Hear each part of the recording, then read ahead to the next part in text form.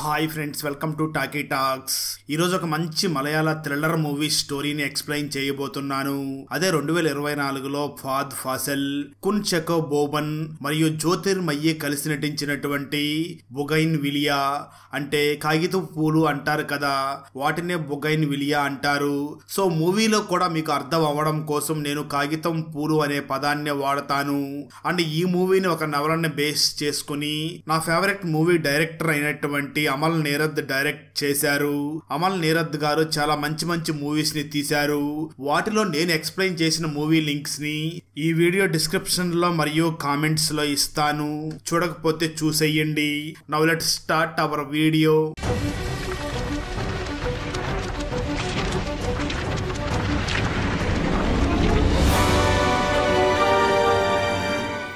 Open చేస్తే రాత్రి సమయంలో డాక్టర్ థామస్ మరియు థామస్ వైఫ్ రీతు కారులో వెళుతూ ఉండగా ఒక లారీ వచ్చి వారి కారుని గుద్దేస్తుంది. కట్ చేస్తే 8 సంవత్సరాల తర్వాత రీతు తన పిల్లలిద్దరినీ కూడా స్కూల్కి పంపి గేటు దగ్గర ఏదో ఆలోచిస్తూ నిల్చుని ఉంటుంది. రీతు ఇంటి చుట్టూ కూడా కాగితపు పూల చెట్లు ఉంటాయి. అలా పిల్లల్ని స్కూల్కి పంపించేసిన రీతు మళ్ళీ ఏదో ఆలోచిస్తూ తన ఇంట్లోని పని మనిషి అయినటువంటి రేమాని చూసి త్వరగా పిల్లల్ని స్కూల్కి పంపాలి అని అంటుంది. ఆ మాటలు విన్న రేమా, మీరు ఆల్రెడీ పిల్లల్ని స్కూల్కి పంపించారు కదా అని అంటుంది. ఆ వెంటనే బెడ్రూమ్ లోకి వెళ్లి ఒక డైరీని తీసి చదవగా దానిలో నీ పేరు రీతు, నీ భర్త పేరు డాక్టర్ థామస్, నీకు 2 పిల్లలు ఉన్నారు, నీకు మతిమరుపు సమస్య ఉంది అని ఫ్యామిలీ డీటెయిల్స్ మొత్తం రాసి ఉంటాయి. నిజానికి రీతు చూడ్డానికి నార్మల్ గానే ఉంటుంది, కానీ అప్పుడప్పుడు ఒక్కసారిగా బ్లాంక్ అయిపోయి మొత్తం మర్చిపోతూ ఉంటుంది. రీతు ఇంట్లో ఖాళీగా ఉండకుండా పెయింటింగ్స్ వేస్తూ ఉంటుంది. రీతు భర్త థామస్ హాస్పిటల్లో డాక్టర్ గా వర్క్ చేస్తూ తన తోటి డాక్టర్ ని చూసి యాక్సిడెంట్ అయినప్పటి నుంచి రీతుకి ఈ సమస్య వచ్చింది, చాలా నార్మల్ గా ఉంటుంది, ఒక్కోసారి నన్నే మర్చిపోయినట్లు చూస్తూ ఉంటుంది, నాకు ఈ జాబ్ కూడా మానేసి తనతో ఉండాలనిపిస్తుంది, తనని బాగా చూసుకోవడం కోసమే రేమా అనే ఒక పని మనిషిని కూడా పెట్టాను, నేను వీక్ మొత్తం కూడా తన టెన్షన్ లోనే ఉంటాను, సండే మాత్రం మా ఫామ్ హౌస్ కి వెళ్తాను, దాన్ని మా తాతగారు నా పేరు మీద రాసిచ్చాడు, అక్కడే ఆర్గానిక్ గా కూరగాయలు పండిస్తూ ఉంటాను, వాటిని తీసుకుని వచ్చి వారం రోజుల పాటు ఇంట్లోనే వాడుకుంటాము అని చెప్తూ ఉంటాడు. మరోపక్క పని మనిషి రేమా భర్త అయినటువంటి బిజు కారు డ్రైవర్ గా వర్క్ చేస్తూ ఉంటాడు. దాంతో బిజు కారులోనే రీతు మరియు రేమాలో కూడా వెళ్లి పెయింటింగ్ షాప్ లో రీతు వేసిన కాగితం పూల చెట్టు పెయింటింగ్ ని అమ్మేసి ఆ వెంటనే రేమాని చూసిన రీతు, అసలు నేను వేసే పెయింటింగ్స్ ని ఎవరు కొంటున్నారని నాకు ఆశ్చర్యంగా ఉంది అని అంటుంది. కానీ ఇక్కడ ట్విస్ట్ ఏమిటి అంటే రీతు వేసే పెయింటింగ్స్ అన్నిటినీ కూడా థామస్సే కొంటూ వాటిని తీసుకుని వెళ్లి తన ఫామ్ హౌస్ లో పెడుతూ ఉంటాడు. ఇక్కడ మరొక ట్విస్ట్ ఏమిటి అంటే రీతు ఎప్పుడూ కాగితపు పూల పెయింటింగ్స్ నే వేస్తూ ఉంటుంది, కానీ వేసిన ప్రతిసారి కూడా తన ఫస్ట్ టైం కాగితపు పూల పెయింటింగ్స్ వేసినట్లుగా ఫీల్ అవుతూ ఉంటుంది. ఎందుకంటే తన మతిమరుపు వల్ల ఇంతకు ముందు వేసిన పెయింటింగ్స్ గురించి మర్చిపోతూ ఉంటుంది. అప్పుడు మూవీ టైటిల్ పడుతుంది. Thomas weekly once farm house కి వెళ్లి రిలాక్స్ అయ్యి లైఫ్ మోటివేషనల్ బుక్స్ చదువుతూ ఉంటాడు. అలా ఒకరోజు ఫామ్ హౌస్ లో రిలాక్స్ అయ్యి తిరిగి ఇంటికి వెళ్ళగా రీతు ఏడుస్తూ థామస్ ని చూసి, నా ఫోన్ లో నేను వేసిన ప్రతి పెయింటింగ్ ని ఫోటో తీసుకుని పెట్టుకుని ఉన్నాను, ఇప్పుడు వాటిని చూస్తే అన్ని కాగితపు పూల పెయింటింగ్స్ ని మాత్రమే వేసి ఉన్నాను, నేనెందుకు కేవలం ఈ పూల పెయింటింగ్స్ ని మాత్రమే వేస్తున్నాను, వేరే పెయింటింగ్స్ ఎందుకు వేయలేకపోతున్నాను అని ఏడుస్తుంది. దాంతో థామస్ రీతుకి ఇంజెక్షన్ చేసి రీతు రిలాక్స్ అయ్యేలాగా చేస్తాడు. ఆ వెంటనే రీతు ఫోన్ లో ఉన్న డేటా మొత్తం డిలీట్ చేసేస్తాడు. ఆ రోజు రాత్రి రీతుకి పందులు అరుస్తున్న సౌండ్ వినిపించి ఒక్కసారిగా ఉలిక్కి పడి నిద్ర లేచి థామస్ ని చూసి, ఈ మధ్య ఇళ్లల్లో దొంగలు పడుతున్నారని న్యూస్ ఛానల్లో చూశాను, అసలే మన ఇంటి చుట్టూ ఎటువంటి ఇల్లు కూడా లేవు, నాకు నీ గురించి మన పిల్లల గురించి భయంగా ఉంది అనగా ఆ మాటలు విన్న థామస్ మాత్రం, భయపడకు, రేపే మన ఇంటి చుట్టూ సీసీటీవీ కెమెరాలు పెట్టిస్తాని అంటాడు. ఆ తర్వాత రోజు రీతు పిల్లలిద్దరినీ కూడా సండే స్కూల్ కి పంపిస్తుంది. థామస్ తన ఇంటి లోపల బయట సీసీటీవీ కెమెరాలు పెట్టిస్తాడు. అయితే ఆ రోజు రాత్రి రీతు ఏదో సౌండ్ విని నిద్ర లేచి పక్కకి చూడగా బెడ్ మీద థామస్ రక్తపు గాయాలతో స్పృహ లేకుండా పడి ఉంటాడు. అదే టైంలో ఒక దొంగ వెనక నుంచి రీతు మీద అటాక్ చేస్తాడు. కట్ చేస్తే ఆ తర్వాత రోజు థామస్ హాస్పిటల్లో తన తలకి తగిలిన గాయానికి ట్రీట్మెంట్ చేయించుకుని తన తోటి డాక్టర్ ని చూసి, రాత్రి ఇంట్లోకి దొంగ వచ్చాడు, కానీ వాడు పెద్దగా ఏమీ తీసుకుని వెళ్ళలేదు, అందుకే పోలీస్ కంప్లైంట్ కూడా ఇవ్వలేదు అని చెప్తాడు. రీతు అయితే వారి ఇంట్లోకి దొంగ వచ్చిన విషయాన్ని కూడా మర్చిపోయి ఉంటుంది. ఆ రోజు సాయంత్రం థామస్ తన కారుకి బదులుగా బిజు టాక్సీలోనే రావడంతో రీతు థామస్ ని చూసి మన కారు ఏమైంది అని అనగా, ఆ మాటలు విన్న థామస్, కార్ ని మనం రెగ్యులర్ గా సర్వీస్ కి ఇచ్చే సర్వీస్ సెంటర్ లోనే సర్వీస్ కి ఇచ్చాను అని చెప్తాడు థామస్. ఆ తర్వాత రోజు రీతు టీవీ చూస్తూ ఉండగా న్యూస్ ఛానల్లో ఛాయ అనే ఒక కాలేజీ స్టూడెంట్ ఫోటోని చూపించి, తమిళనాడుకి చెందిన మినిస్టర్ కూతురు ఛాయ తను కనిపించకుండా పోవడంతో పోలీసులు ఛాయ కోసం వెతుకుతున్నారు అని చెప్తూ ఉంటారు. అది చూసిన రీతు, నేను ఈ ఛాయని ఎక్కడో చూసినట్లుగా అనిపిస్తుంది అని అంటుంది. ఆ మాటలు విన్న రేమ వెంటనే కవర్ చేయడానికి ట్రై చేస్తూ, మనం మార్కెట్ కి వెళ్ళినప్పుడు ఒక పోలీస్ ఆఫీసర్ ఆ అమ్మాయి ఫోటోని చూపించి ఎక్కడైనా చూశారా అని అడిగారు కదా, అప్పుడే మీరు ఆ అమ్మాయిని చూశారు అని చెప్పడానికి ట్రై చేస్తూ ఉంటుంది. రీతు మాత్రం ఈ అమ్మాయిని బాగా చూసినట్లు గుర్తుకు వస్తుంది అని ఆలోచిస్తూ ఉంటుంది. ఛాయ గురించి ఆలోచించిన ప్రతిసారి కూడా రీతుకి ఒక సన్ఫ్లవర్ తోట గుర్తుకు వస్తూ ఉంటుంది. అదే సమయంలో రీతు చేతికి ఉండవలసిన బ్రేస్లెట్ కనిపించకుండా పోవడంతో రేమాతో కలిసి ఇల్లంతా వెతుకుతూ ఉంటుంది, కానీ బ్రేస్లెట్ ఎక్కడా కనిపించదు. ఆ రోజు ఫస్ట్ టైం రీతు కాగితపు పూలకి బదులుగా సన్ఫ్లవర్ పెయింటింగ్స్ ని వేస్తుంది. అలాగే పిల్లల రూమ్ లో పెట్టడం కోసం కూడా మరో 2 పెయింటింగ్స్ ని వేస్తుంది. అది చూసిన థామస్ చాలా హ్యాపీగా ఫీల్ అవుతాడు. ఆ తర్వాత రోజు పోలీస్ ఆఫీసర్ డేవిడ్ మరియు సురేష్ థామస్ ఇంటికి వచ్చి ఇల్లు మొత్తం అనుమానాస్పదంగా చూస్తూ థామస్ ని చూసి, ఇది మీ సొంత ఇల్లా, ఎంత కాలంగా ఇక్కడ ఉంటున్నారు అని అడుగుతారు. ఆ మాటలు విన్న థామస్, ఇక్కడ 5 ఏళ్లుగా రెంట్కి ఉంటున్నాము అని అంటాడు. ఆ వెంటనే డేవిడ్ రీతుని చూసి తనకి ఒక ఫోటోని చూపించి, ఈ ఫోటోలో ఉన్నది మీరే కదా అని అంటాడు. అది చూసిన రీతు కూడా అవును అది నేనే అని అంటుంది. దాంతో డేవిడ్ వెంటనే రీతుని చూసి, మీరెందుకు ఆ మరియన్ కాలేజీ హాస్టల్ దగ్గరికి వెళ్లారు, అక్కడే ఇది రికార్డ్ అయి ఉంది, ఆ వీడియోలో మీరు మినిస్టర్ కూతురు ఛాయని ఫాలో అవుతున్నట్లుగా ఉంది, ఆ తర్వాత నుంచి ఛాయ కనిపించలేదు అని అంటాడు. ఆ మాటలో విన్న రీతు గుర్తు చేసుకోవడానికి చాలా ట్రై చేస్తూ ఉంటుంది, కానీ తనకి ఏమీ గుర్తు రాదు. అప్పుడే థామస్ డేవిడ్ ని పక్కకు తీసుకుని వెళ్లి రీతు మతిమరుపు సమస్య గురించి వివరిస్తాడు. దాంతో డేవిడ్ వెంటనే రీతు మరియు థామస్ ల ఇంటి సీసీటీవీ ఫుటేజ్ ని తీసుకుని, రేపు నీ భార్యతో స్టేషన్ కి రండి అని చెప్పి వెళ్లిపోతాడు. ఆ తర్వాత రోజు డేవిడ్ మళ్ళీ ఛాయ గురించి అడిగి, గుర్తు చేసుకుని చెప్పండి, మీకు ఛాయ పరిచయం ఉంది, చివరగా ఎక్కడ చూశారు, ఛాయని ఎందుకు ఫాలో అయ్యారు, ఆమెతో పాటు ఇంకా ఎవరైనా ఉన్నారా అని రకరకాల ప్రశ్నలు వెయ్యగా రీతు ఆలోచించి, ఆ రోజు మా పని మనిషి రేమ ఛాయతో పాటు వెళ్లడం చూశాను అని అంటుంది. దాంతో వెంటనే రేమ మరియు బిజులని పిలిపించి అడగ్గా, రేమ మాత్రం ఆ రోజు నేను నా భర్తతో కలిసి చుట్టాల ఇంటికి పెళ్లికి వెళ్ళాను, నాకేమీ తెలియదు అని అంటుంది. థామస్ డేవిడ్ ని చూసి, రీతు మాటలని సీరియస్ గా తీసుకోకండి, తనకు రోజు కనిపించే వ్యక్తులు తప్ప ఇంకెవ్వరూ గుర్తుండరు, కొన్నిసార్లు తనకు తానే ఏవేవో ఊహించుకుని చెప్తూ ఉంటుంది అని అంటాడు. అది విన్న డేవిడ్, రీతు ఫేస్ మీద గాయం చూశాను, మీ సీసీటీవీ ఫుటేజ్ లో కూడా దొంగ మీ ఇంట్లోకి వచ్చినట్లుగా ఉంది అని అనగా, అది విన్న థామస్, అవును ఒక దొంగ మా ఇంట్లోకి వచ్చి మా మీద దాడి చేశాడు, కానీ పెద్దగా ఏమీ దొంగలించలేదు, అందుకే పోలీస్ కంప్లైంట్ ఇవ్వలేదు అని అంటాడు.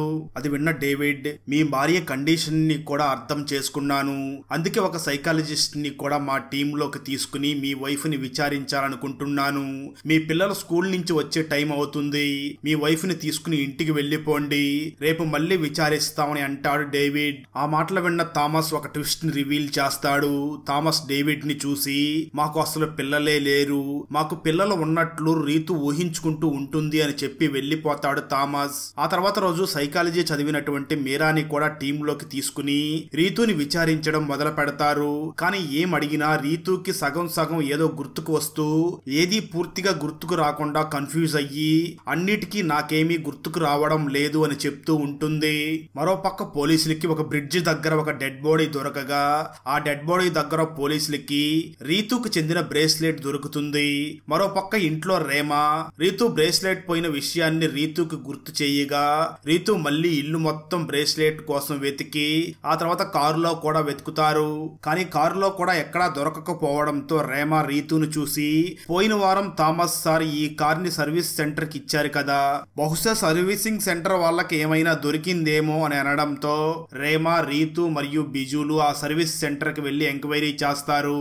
అయితే సర్వీస్ సెంటర్ వాళ్ళు మాత్రం లాస్ట్ వీక్ మీ కారు అస్సలు మా సర్వీసింగ్ సెంటర్కే రాలేదు అని చెప్తారు. ఆ మాటలు విన్న రీతు అయితే థామస్ ఎందుకు సర్వీసింగ్ కి ఇచ్చాను అని చెప్పాడు అని అనుకుంటుంది. అదే టైంలో బిజు ఆ సర్వీసింగ్ సెంటర్ లోనే ఒక వ్యక్తితో మాట్లాడుతూ ఉండగా ఆ మాటల్లో రీతుకి కారు డ్రైవింగ్ కూడా వచ్చు అని, ఈ మధ్యనే ఒక రోజు రాత్రి రీతు కారు డ్రైవింగ్ చేస్తూ కనిపించిందని ఆ వ్యక్తి బిజుతో చెప్తాడు. ఆ మాటలు విన్న బిజు రీతుకి డ్రైవింగ్ వచ్చా అని షాక్ అవుతాడు. ఆ రోజు రాత్రి రీతు థామస్ ని చూసి నాకు డ్రైవింగ్ వచ్చా, నువ్వు మన కారుని సర్వీసింగ్ కి ఇచ్చాను అని ఎందుకు అబద్ధం చెప్పావు అని అంటుంది. ఆ మాటలు విన్న థామస్ మన ఇంట్లోకి దొంగ వచ్చిన రోజు వాడు మన ఇద్దరిని గాయపరిచాడు. ఆ తర్వాత మనం ఇద్దరం కలిసి కారులో వాడిని వెంబడించాం. ఆ టైంలోనే వాడు ఒక బ్రిడ్జి మీద నుంచి దూకేశాడు. నాకు గాయం వల్ల మైకంగా ఉండడంతో నువ్వే కారు డ్రైవింగ్ చేశావు. ఇద్దరం హాస్పిటల్ కి వెళ్లి గాయాలకి ట్రీట్మెంట్ చేయించుకున్నాం. అదే జరిగింది. అయితే ఆ టైంలోనే మన కారుకి రక్తపు మరకలు అంటాయి. అందుకే మనం రెగ్యులర్ గా సర్వీసింగ్ ఇచ్చే చోట దాన్ని సర్వీసింగ్ ఇస్తే వారికి అనుమానం వస్తుంది అని మరొక చోట కార్ని రిపేర్ చేయించాను. ఈ విషయం అంతా కూడా నీకు ఆల్రెడీ 2 times చెప్పాను. నువ్వు అంతా మర్చిపోయి మళ్ళీ కొత్తగా అడుగుతున్నావు అని అంటాడు. ఆ తర్వాత రోజు రీతు మళ్ళీ డేవిడ్ ప్రశ్నలకి సమాధానం చెప్పలేక ఏడుస్తుంది. డేవిడ్ మాత్రం ఛాయాకి ఏమైందో రీతుకి బాగా తెలుసు, కానీ అది రీతుకి గుర్తు రావడం లేదు అని బలంగా నమ్ముతూ ఉంటాడు. ఆ తర్వాత రోజు డేవిడ్ థామస్ ఇంటికి వచ్చి మాకు ఒక బ్రిడ్జి దగ్గర ఒక డెడ్ బాడీ దొరికింది, ఆ డెడ్ బాడీ దగ్గర మీ బ్రేస్లెట్ దొరికింది అని అంటాడు. రీతు మాత్రం తన చేతికి ఉన్న బ్రేస్లెట్ ని చూపించి నా బ్రేస్లెట్ నా దగ్గరే ఉంది కదా అని అంటుంది. థామస్ వెంటనే డేవిడ్ ని పక్కకి తీసుకుని వెళ్లి మా ఇంట్లోకి దొంగ వచ్చినప్పుడు తన బ్రేస్లెట్ ని దొంగలించాడు. నిన్ననే రీతు తన బ్రేస్లెట్ కోసం వెతుకుతుందని తనకి కొత్త బ్రేస్లెట్ కొనిచ్చాను. ఇప్పుడు తనకి బ్రేస్లెట్ పోయిన విషయం కూడా గుర్తు లేదు అని అంటాడు. ఆ తర్వాత రోజు రీతు స్నానం చేసి బయటికి రాగా థామస్ రీతు తలని తుడుస్తూ మళ్ళీ కాలు జారి బాత్రూమ్ లో పడ్డావా, ఎన్నిసార్లు చెప్పాను జాగ్రత్తగా ఉండమని అని అంటాడు. నిజానికి రీతు రోజు కాలు జారి బాత్రూమ్ లో పడుతూ ఉంటుంది. థామస్ రీతు తలని తుడుస్తూ ఉంటాడు. ఇది గుర్తు పెట్టుకోండి ఫ్రెండ్స్, తర్వాత ఉపయోగపడుతుంది. ఆ తర్వాత రోజు డేవిడ్ రీతుకి మరో 2 అమ్మాయిల ఫొటోస్ ని కూడా చూపించి ఛాయా మిస్సింగ్ కేసు విచారిస్తూ ఉంటే అచ్చం అదే స్టైల్లో మరో 2 అమ్మాయిలు కూడా మిస్ అయ్యారని తెలిసింది. వీళ్ళను కూడా ఎప్పుడైనా చూసావా అని అంటాడు. రీతు మాత్రం నాకేమీ గుర్తు లేదు అని అంటుంది. ఆ వెంటనే డేవిడ్ రీతుకి ట్రీట్మెంట్ చేసే డాక్టర్ ఫిలిప్ ని కలిసి మాట్లాడగా డాక్టర్ ఫిలిప్ మాత్రం రీతు నెలకి ఒకసారి మాత్రమే ఇక్కడికి వస్తుంది, తను చాలా నార్మల్ గా ఉంటుంది అని చెప్తాడు. ఆ హాస్పిటల్ ప్రాంగణంలో కూడా ఎక్కువగా కాగితం పూల చెట్లు ఉంటాయి. మీరా కూడా రీతుని రకరకాల సైంటిఫిక్ టెస్టులు చేసి చూస్తుంది, కానీ ఎటువంటి సమాధానం రాబెట్టలేకపోతుంది. అయితే ఆ టెస్టుల టైంలో రీతు మాట్లాడుతూ తాను ఒక పెద్ద కాలువలో పడిపోయినట్లుగా గుర్తు చేసుకుని చెప్తుంది. అయితే థామస్ మాత్రం రీతు చెప్తున్న కాలువ ఎక్కడ ఉందో కూడా నాకు తెలియదు, బహుశా రీతు ఆ కాలువని చిన్నతనంలో చూసి ఉంటుందేమో అని అంటాడు. అదే టైంలో ఒక రోజు రీతు గీసిన పెయింటింగ్స్ అన్నిటినీ కూడా ఆ షాప్ నుంచి థామస్సే కొంటున్నాడు అని తెలుసుకుని వెంటనే థామస్ కి చెందిన ఫామ్ హౌస్ కి వెళ్తుంది. అక్కడ ఉన్న రీతు వేసిన పెయింటింగ్స్ ని చూస్తూ క్యాజువల్ గా మాట్లాడుతూ ఉంటుంది. అదే టైంలో ఆ ఫామ్ హౌస్ దగ్గరలో పందులు సౌండ్ రావడంతో ఉలిక్కి పడి ఇక్కడ పందులు ఉన్నాయా అని అనగా థామస్ మాత్రం పందులు మాత్రమే కాదు మేకలు, కోళ్లు, కుక్కలు అన్నీ ఉన్నాయి అని అంటాడు. ఆ వెంటనే రీతు అక్కడి నుంచి వెళ్లిపోతుంది. ఆ తర్వాత థామస్ నిద్ర లేచి బెడ్ కింద ఉన్న పేపర్ మొక్కలను చూడగా వాటిలో నాకు పిల్లలు లేరని మీరా చెప్పింది, ఈ రోజు మీరా నన్ను ఫామ్ హౌస్ కి తీసుకుని వెళ్ళమని చెప్పింది అని రాసి ఉంటుంది. నిజానికి రీతుకి ఇలా పేపర్ మొక్కల మీద ఇంపార్టెంట్ విషయాలు రాసుకునే అలవాటు ఉంటుంది. వాటిని చూసిన థామస్ నేను ఆల్రెడీ మీరాకి చెప్పాను కదా మాకు పిల్లలు లేరని, ఈ విషయం రీతుకు చెప్పవద్దు అని చెప్పాను, అయినా ఎందుకు చెప్పింది అనుకుని ఆ పేపర్ మొక్కల్ని అక్కడి నుంచి తీసేస్తాడు. ఆ వెంటనే రీతుని స్నానానికి తీసుకుని వెళ్ళగా రీతు మళ్ళీ బాత్ టబ్ లో పడ్డాను అంటూ బయటికి వస్తుంది. అదే టైంలో ఆఫీసర్ డేవిడ్ వారి ఇంటికి వచ్చి ఆఫీసర్ మీరా కనిపించడం లేదు, మీరా చివరిసారిగా నిన్ను మాత్రమే కలిసింది, నీతో ఏం మాట్లాడింది జరిగింది అని అంటాడు. రీతు మాత్రం నాకేమీ గుర్తు లేదు అని అంటుంది. ఆ వెంటనే డేవిడ్ తిరిగి మళ్ళీ అక్కడి నుంచి వెళ్ళిపోగా ఫామ్ హౌస్ కి వెళ్లిన థామస్ తన తాతయ్య ఫోటోను చూసి గతాన్ని గుర్తు చేసుకుంటాడు. థామస్ చిన్నతనంలో థామస్ మదర్ థామస్ ఫాదర్ ని ప్రేమించి పెళ్లి చేసుకుని కొన్ని సంవత్సరాల తర్వాత ఆర్థిక సమస్యలతో తిరిగి పుట్టింటికి వెళ్లిపోయి ఉంటుంది. ఆ ప్రాంతంలో పెద్ద మనిషిగా ఉండే థామస్ తాతయ్య అల్లుణ్ణి మాత్రం ఇంట్లోకి రానివ్వకుండా గెంటేస్తాడు. థామస్ అమ్మ మాత్రం అదేమీ పట్టించుకోకుండా థామస్ తో కలిసి తండ్రి ఇంట్లోనే ఉండడం మొదలు పెడుతుంది. అప్పట్నుంచి థామస్ తన తాతయ్యనే చూస్తూ తన తాతయ్య ఎలా ప్రవర్తిస్తే అలానే ప్రవర్తిస్తూ తాతయ్యని అనుకరిస్తూ ఉంటాడు. ఊరి పెద్దగా ఉన్న థామస్ తాతయ్య తన మనుషులతో ఊర్లోని అమ్మాయిల్ని సీక్రెట్గా తెప్పించి వారిని రేప్ చేసి చిత్రహింసలు పెట్టి ఆ తర్వాత ముక్కలు ముక్కలుగా నరికి వారి బాడీ పార్ట్స్ ని పందులకి ఆహారంగా వేస్తూ ఉంటాడు. తన దగ్గర పనిచేసే పని వాళ్ళ భార్యలతో కూడా అలానే ప్రవర్తిస్తూ వారితో కూడా ఎఫ్ఐఆర్ పెట్టుకుంటూ ఉంటాడు. అయితే అది మొత్తం కిటికీ ద్వారా చూస్తూ ఉండే థామస్ తాను కూడా చిన్నతనంలోనే వారి భార్యలతో ఎఫ్ఐఆర్స్ పెట్టుకోవడం స్టార్ట్ చేస్తాడు. అలా గతం గుర్తు చేసుకున్న థామస్ ఫామ్ హౌస్ లోని అండర్ గ్రౌండ్ సెలార్ లోకి వెళ్లి అక్కడ బంధించి ఉన్న మీరాని రేప్ చేసి టార్చర్ పెడుతూ ఉంటాడు. అదే టైంలో రీతు మీరా గురించి ఆలోచిస్తూ మీరా కోసం వెతుకుతూ చివరికి రీతు రేమా మరియు బిజులు థామస్ ఫామ్ హౌస్ దగ్గరికి వెళ్తారు. అదే టైంలో సెలార్ లో మీరాకి ఏదో ఇంజెక్షన్ చేసిన థామస్ మీరాని నరకబోతూ ఆగిపోయి రీతు వచ్చినట్లు ఉంది అని బయటికి వెళ్లి రీతు మరియు రేమాలను ఇంట్లో కూర్చోమని చెప్పి వారితో పాటు వచ్చిన బిజుని మాత్రం బాగా కొట్టి గొంతు కోసేస్తాడు. ఆ వెంటనే ఆపడానికి వచ్చిన రేమాని కూడా కొట్టి రేమాని రీతుని సెలార్ లోకి తీసుకుని వెళ్తాడు. ఆ వెంటనే ఇంట్లో ఉన్న రీతు పెయింటింగ్స్ అన్నిటినీ కూడా తగలబెట్టి సైకోలాగా నవ్వుతూ ఉంటాడు. స్టోరీ గతానికి వెళ్తుంది. నిజానికి రీతుకి నీటిలో మునిగితే అన్నీ మర్చిపోతుంది అని అర్థం చేసుకున్న థామస్ రోజు రీతుని టార్చర్ పెడుతూ చివరికి బాత్ టబ్ లో ముంచి గతం మర్చిపోయేలాగా చేస్తూ ఉంటాడు. అలా రీతు అంతా మర్చిపోగానే రీతును చూసి మళ్ళీ కాలు జారి బాత్ టబ్ లో పడ్డావా, ఎన్నిసార్లు చెప్పను జాగ్రత్తగా ఉండు అని అంటూ ఉంటాడు. అలాగే తాను చంపాలి అనుకునే అమ్మాయిల్ని కూడా రీతు సహాయంతోనే కిడ్నాప్ చేసి చంపేస్తూ మళ్ళీ రీతుని వాటర్ లో ముంచి రీతు తనకి హెల్ప్ చేసిన విషయం కూడా మర్చిపోయేలాగా చేస్తూ ఉంటాడు. అంటే నిజానికి రీతు తనకి తెలియకుండానే థామస్ కి హెల్ప్ చేస్తూ తనని నీళ్ళల్లో ముంచడం వల్ల మర్చిపోతూ ఉంటుంది. థామస్ ఆ అమ్మాయిల్ని రేప్ చేసి టార్చర్ చేసి చంపేసి వారి బాడీ పార్ట్స్ ని పందులకి వేస్తూ ఉంటాడు. అలాగే వారి వస్తువులన్నీ కూడా గుర్తుగా దాచుకుంటూ ఉంటాడు. మీరాని కూడా అలాగే రీతు సహాయంతోనే బంధించి ఉంటాడు. స్టోరీ ప్రెజెంట్ కి వస్తుంది. థామస్ మళ్ళీ ఎప్పట్లాగే రీతుని బాత్ టబ్ లో ముంచబోతూ ఉండగా రీతు తప్పించుకోవడానికి పరుగు తీసి అడవులో ఉన్న కాలవలో పడిపోతుంది. ఆ వెంటనే రీతుని పట్టుకున్న థామస్ తనని తిరిగి మళ్ళీ ఫామ్ హౌస్ లోకి తీసుకుని వస్తాడు. ఆ వెంటనే మీరాని చంపబోతూ ఉండగా మీరా స్పృహలోకి వస్తుంది. దాంతో మీరా రీతులు థామస్ తో ఫైట్ చేస్తూ ఉంటారు. అదే సమయంలో రేమా కూడా స్పృహలోకి వచ్చి థామస్ ని ఆపే ప్రయత్నం చేస్తుంది. ఆ ఫైట్ లో చివరికి అతి కష్టం మీద రీతు థామస్ ని గన్నుతో కాల్ చేస్తుంది. అదే టైంలో అక్కడికి డేవిడ్ అండ్ టీం వచ్చి రీతు మీరా మరియు రేమాలని హాస్పిటల్ కి తరలిస్తారు.